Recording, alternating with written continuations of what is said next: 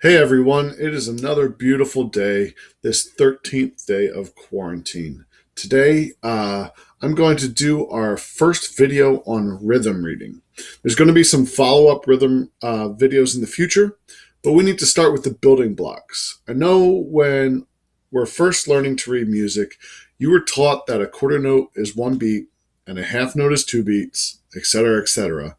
But that's not always true, and we cannot understand note values and rhythms properly without first understanding time signatures. When we are looking at time signatures, you will see two numbers, a top one on top of another. Our most common time signature is 4-4, but what does that mean? Well, the number on the top is easy. This number tells us how many beats are in a measure. The bottom number is more complicated, and that's because this number tells us what kind of note gets the beat. Whoever came up with the system would have been a lot kinder if they did it like this.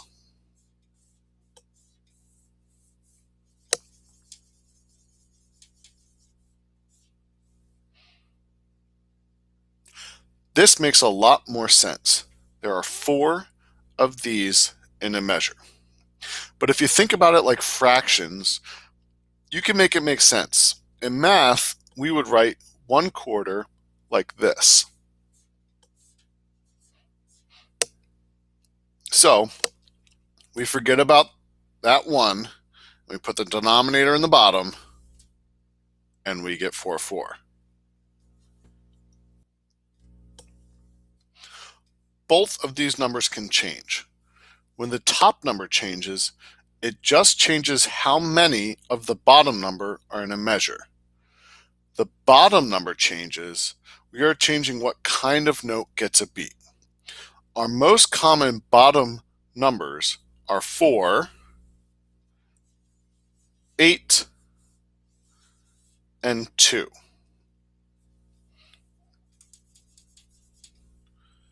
When there's a 4, it refers to quarter notes. When there's an 8, it refers to eighth notes. When there's a 2, it refers to half notes. There are other things that it can be, but you don't see those too often.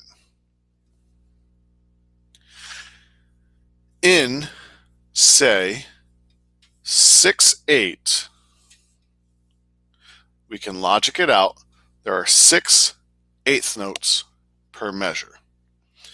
In 2/2, or what we normally call cut time, there are 2 half notes per measure.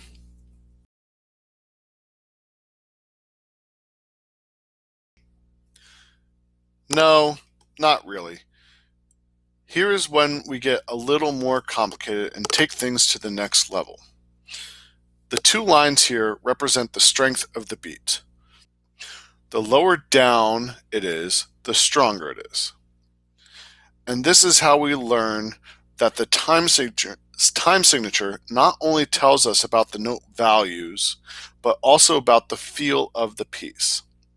So let's go back to our old favorite 4/4 in classical music.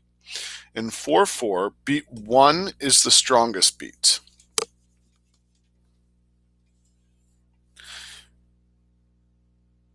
Beat 3 is the second strongest beat.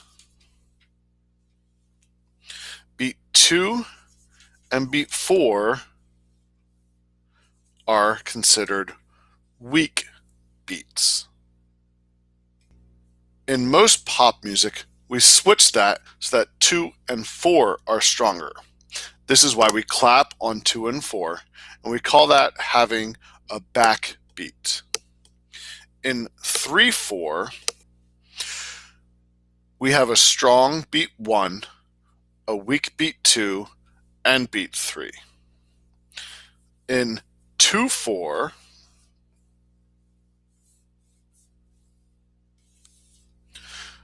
we have a strong beat 1 and a weak beat 2. What we commonly call cut time, but is technically 2 2 time, we have the same, a strong beat 1 and a weak beat 2, but instead of quarter notes getting the beat, half notes get the beat.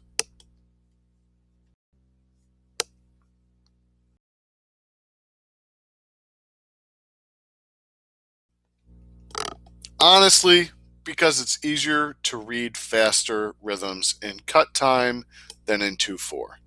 So, for example, if we have a 16th note run in 2/4, it's just an 8th note run in cut time, and visually that's a lot less intimidating.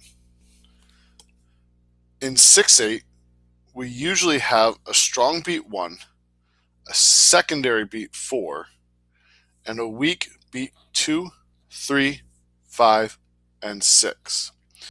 So we will usually count it in 2 beats with a triplet feel subdivision. So technically, it's 1, 2, 3, 4, 5, 6. But we often think of it as 1, 2, 3, 2, 2, 3. And did you hear the weight I put on the stronger beats? That's the idea. So that's it for today. A quick little breakdown on how time signatures work. Make sure to check them before you start trying to read music. So, hope you enjoyed this video from my attic today, and I'll see you tomorrow.